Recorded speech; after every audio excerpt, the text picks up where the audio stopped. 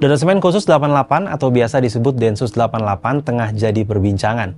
Bukan karena meringkus teroris, tapi lantaran anggotanya diduga menguntit Jaksa Agung Muda Tindak Pidana Khusus Kejaksaan Agung Febri Adriansah. Febri yang tengah menangani kasus korupsi timah senilai 271 triliun rupiah ini merasa diikuti saat tengah makan malam. Nah, yang jadi pertanyaan, mengapa Densus 88 yang tugas utamanya menangani kasus terorisme malah tertangkap mengikuti penyidik lain? Apa sebenarnya tugas dan fungsi dari Densus 88 ini?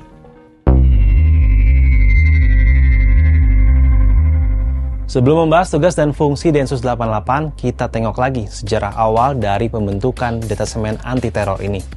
Pembentukan Densus 88 berawal dari maraknya kasus pengeboman di tahun 2000. Beberapa kasus diantaranya adalah pengeboman rumah duta besar Filipina di Jakarta pada 1 Agustus 2000 yang menewaskan 2 orang.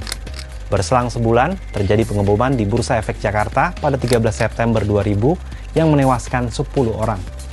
Di saat perayaan Natal 25 Desember 2000, teror bom ditemukan di Jakarta, Bekasi, Sukabumi, Bandung, Mojokerto, Mataram, Medan, Pekanbaru yang mengakibatkan 14 orang tewas dan puluhan lainnya luka-luka. Atas rangkaian teror bom tersebut, pemerintah menerbitkan Instruksi Presiden Nomor 4 Tahun 2002 tentang pemberantasan tindak pidana terorisme.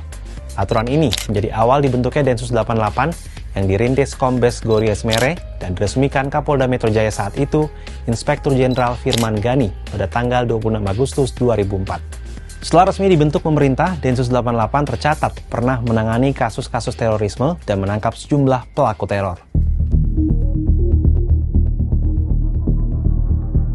Pada 9 November 2005 misalnya, Densus 88 menembak mati Dr. Azahari di Batu Malang. Azahari adalah insinyur Malaysia yang diduga kuat mendalangi bom Bali 2002, bom Bali 2005, dan serangan-serangan lainnya oleh jemaah Islamiyah.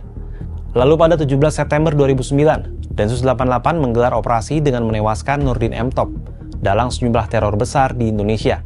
Ia dilumpuhkan di Kampung Keposari, Mojosongo, Jebres, Surakarta.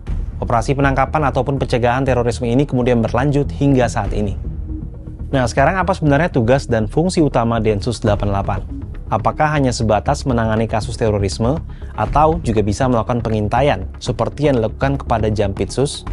Bila merujuk pada Peraturan Presiden Nomor 5 Tahun 2017 Pasal 23, Densus 88 merupakan unsur pelaksana tugas pokok di bidang penanggulangan tindak pidana terorisme yang berada di bawah Kapolri. Dalam aturan itu disebutkan, Densus mempunyai tugas menyelenggarakan kegiatan intelijen, pencegahan, penindakan, penyidikan, identifikasi, dan sosialisasi dalam rangka penanggulangan tindak pidana terorisme.